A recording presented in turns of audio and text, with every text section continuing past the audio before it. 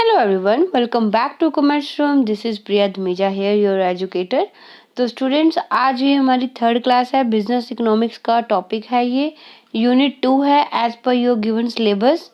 तो हम डिस्कस कर रहे हैं क्लासिकल थ्योरी ऑफ एम्प्लॉयमेंट। ठीक है, तो बेसिक सा कॉन्सेप्ट हमने कर लिया है। तो चलिए आज बात कर रहे हैं इस थ्योरी में कहा क्या गया है, किस तरह से, किस बेसिस पे ये कहती है कि जो फुल एम्प्लॉयमेंट की सिचुएशन है, कभी कभी अनएम्प्लॉयमेंट अगर होती भी है तो वो री एस्टैब्लिश कर लेते हैं, इक्विलिब्रियम अपने आप आ जाता है। तो देखते हैं इस थ्योरी में क्या बताया गया है।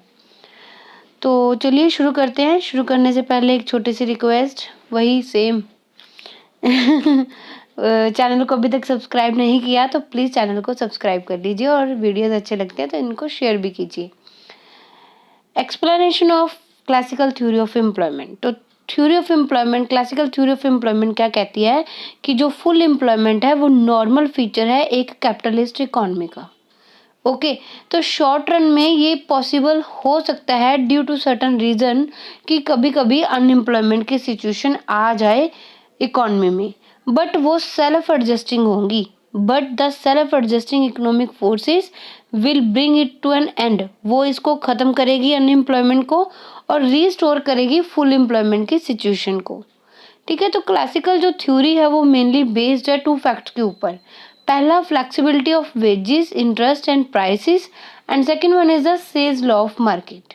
ओके, तो बात कर रहे हैं flexibility of wages, interest and prices के बारे में कि इस थ्योरी का जो बेस है वो इन दो बातों के ऊपर उन्होंने कहा है कि जो सारी की सारी सिचुएशन है अनएम्प्लॉयमेंट की वो अपने आप कैसे ठीक होती है।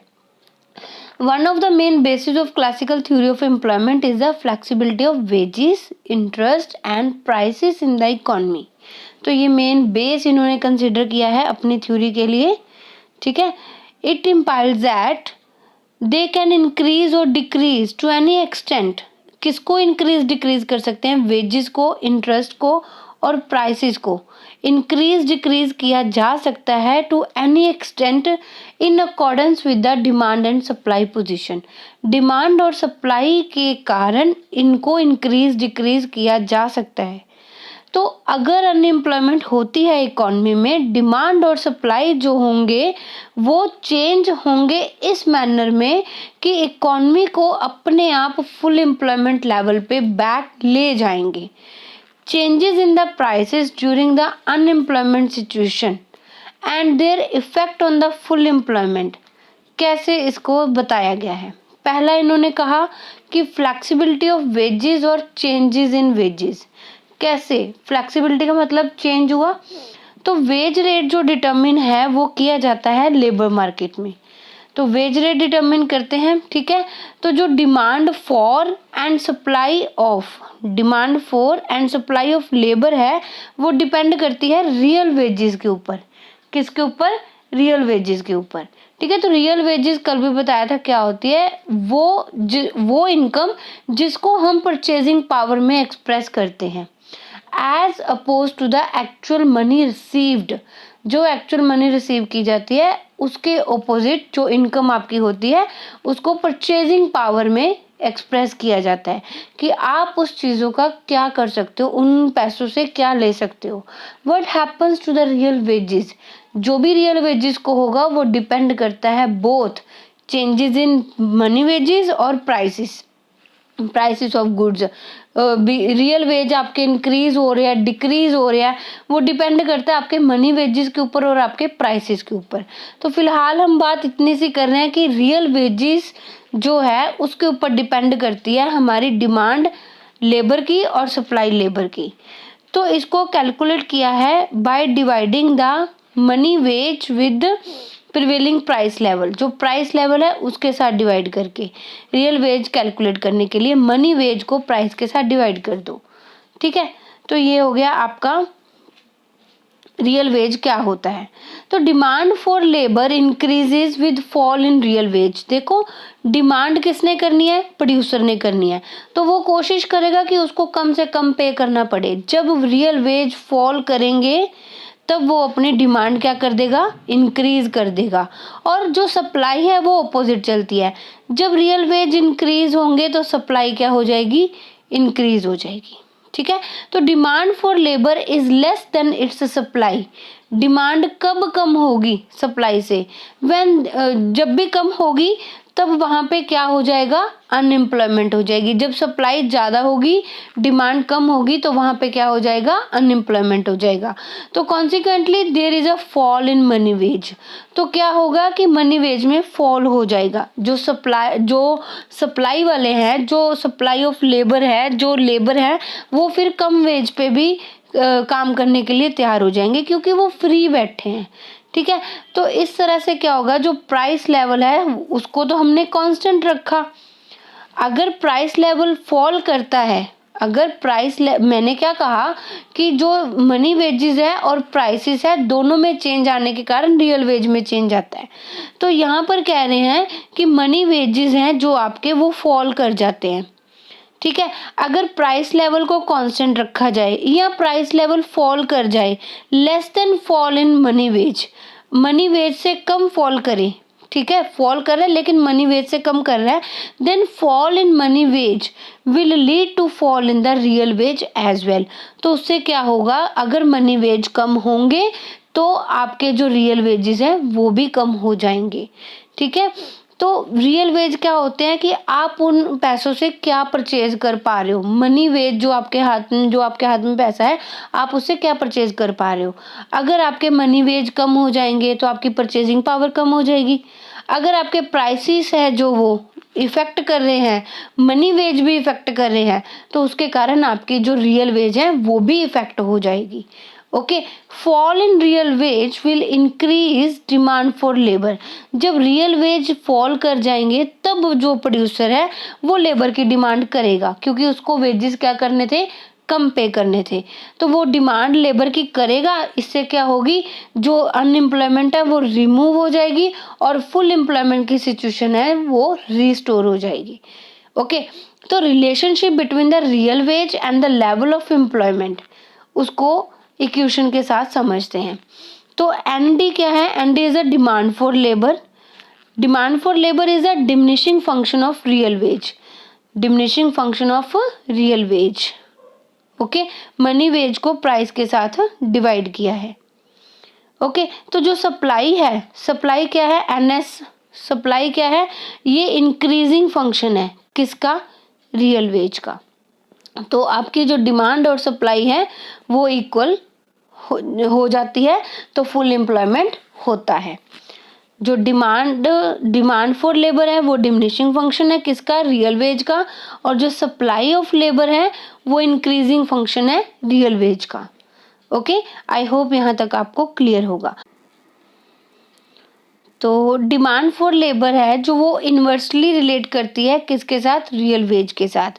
जब आपके रियल वेज राइज करेंगे तो डिमांड फॉर लेबर क्या हो जाएगी?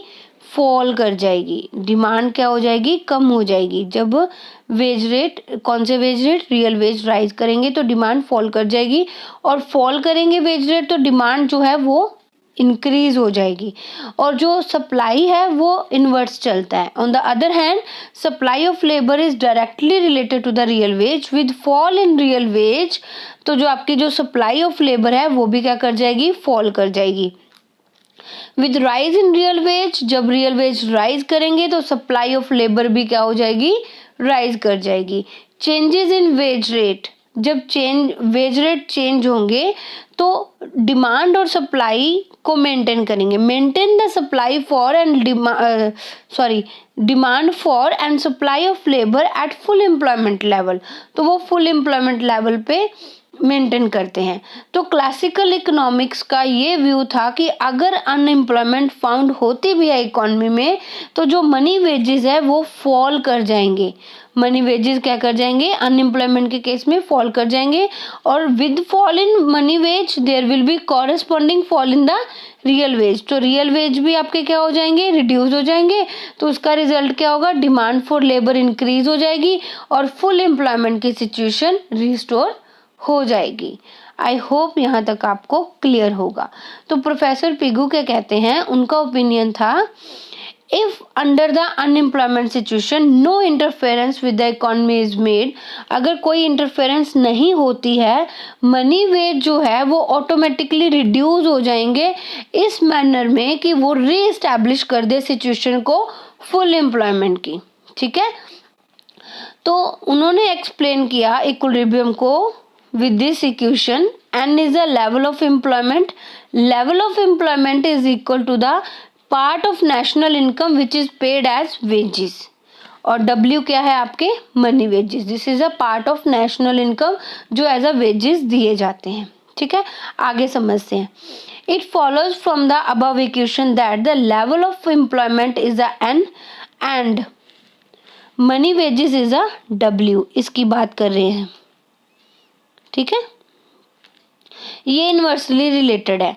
जब आपके वेज रेट डिक्रीज होंगे, आपकी जो डिमांड है वो क्या कर जाएगी, इंक्रीज कर जाएगी, और जब आपके जो हैं वेज रेट इंक्रीज करेंगे तो डिमांड आपकी क्या हो जाएगी, कम हो जाएगी। ओके, और उसके ऑपोजिट सप्लाई बढ़ जाएगी। ठीक है, if the part of national income which is paid to the labourer as a wages remain constant, अगर ये कांस्टेंट रहती है then fall in wage rate will lead to increase the level of employment.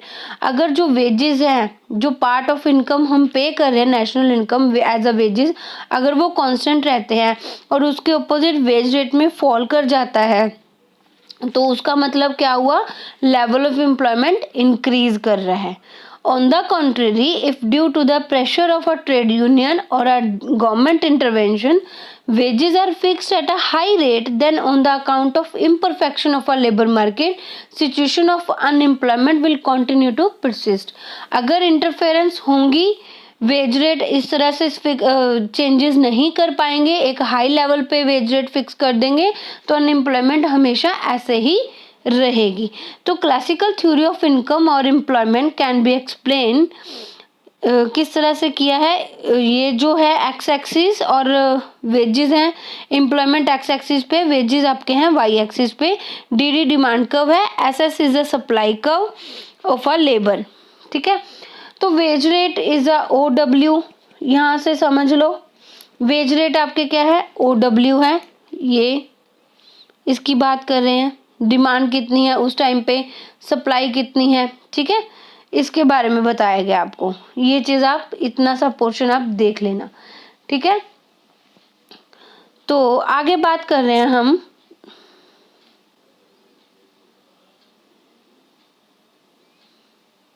Says law of market. Say's law of market, flexibility of rate of interest और changes in the rate of interest और equilibrium in the goods market. Okay, इन्होंने दो markets को consider किया है, एक goods market को, एक मनी मार्केट को। तो आई होप यहाँ तक तो आपको क्लियर होगा। ये डायग्राम को एक्सप्लेन किया, खाली ये बताया कि एम्प्लॉयमेंट आपका पहले ओ एन था, इक्विलिब्रियम कहाँ पे हो रहा है, ओ एन पे हो रहा है, ओ एट ओ डब्ल्यू वेजेस के ऊपर। अगर वेज रेट ओ आर होते हैं तो एम्प्लॉयमेंट कम हो जाता है आपका, पीछे की ओर आ जाएगा, ओ एम हो जाएगा। अगर आपका रिड्यूस होता है, ओ टी होता है, तो आपका जो एम्प्लॉयमेंट है, डिमांड जो है वो क्या हो जाएगी, ज़्यादा हो जाएगी as compare to the supply, तब उस केस में सप्लाई कम हो जाएगी। तो देख लेना किस तरह से ये काम करते हैं। जब वेज रेट फॉल करता है तो आपकी जब फॉल करता है तो डिमांड बढ़ जाती है। ठीक है, तो जो वर्कर्स काम करना चाहते हैं वो काम करेंगे, तो फुल एम्प्लॉयमेंट की सिचुएशन इकोनॉमी में हमेशा बनी रहेगी।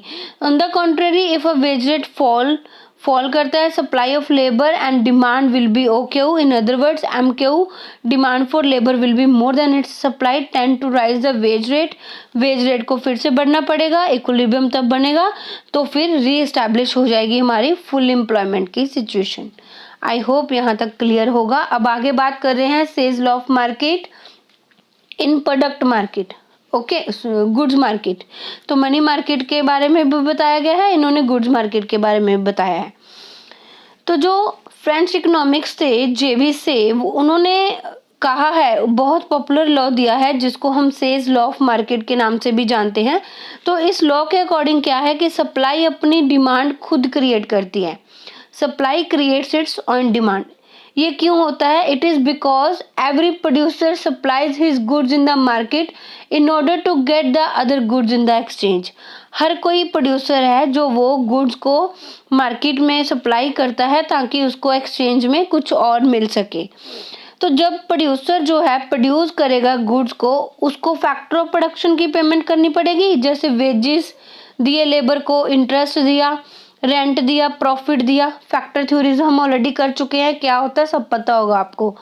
तो ये जो पेमेंट्स होती है, ये जो पेमेंट प्रोड्यूसर कर रहा है, ये क्या बन जाएगी? उन फैक्टर्स की इनकम बन जाएगी।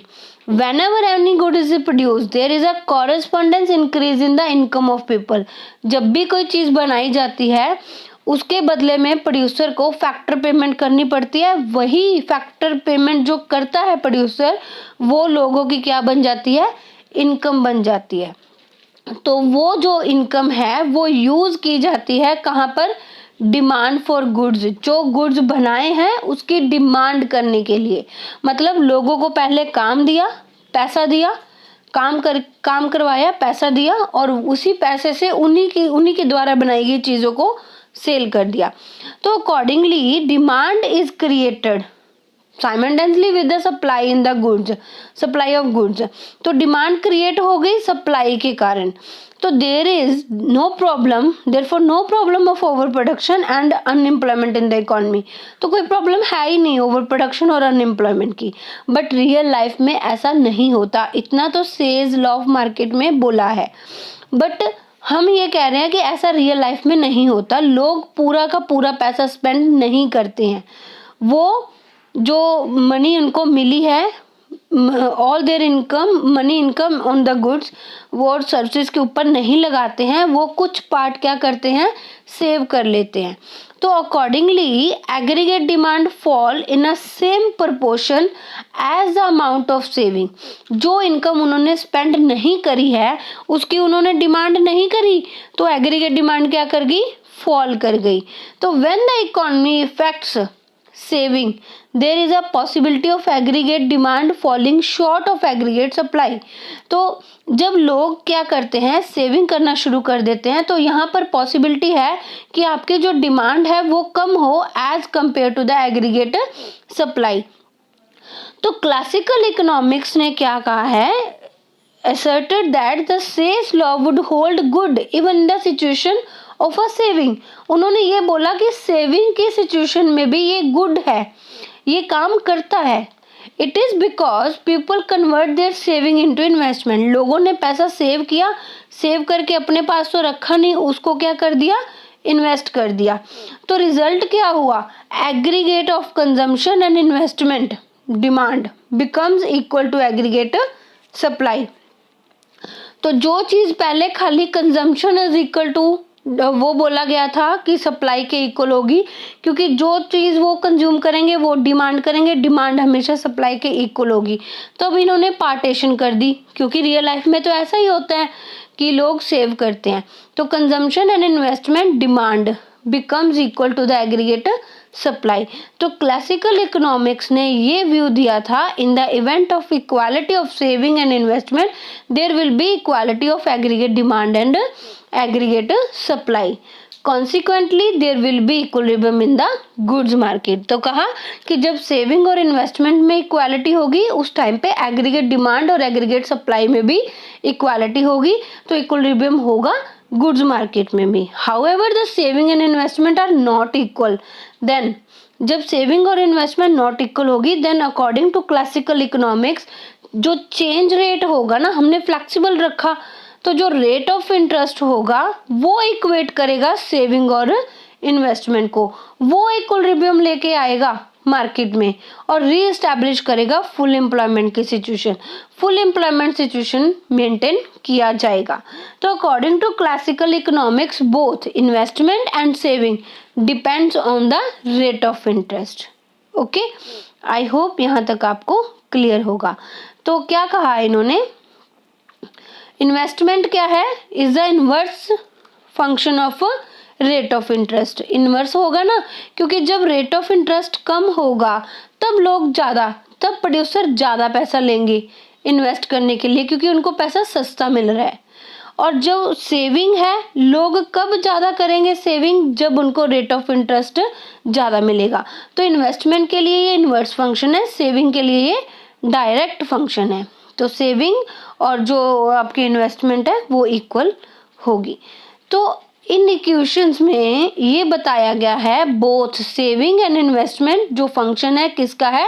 रेट ऑफ इंटरेस्ट का। दोनों डिपेंड करते हैं किसके ऊपर? रेट ऑफ इंटरेस्ट के ऊपर।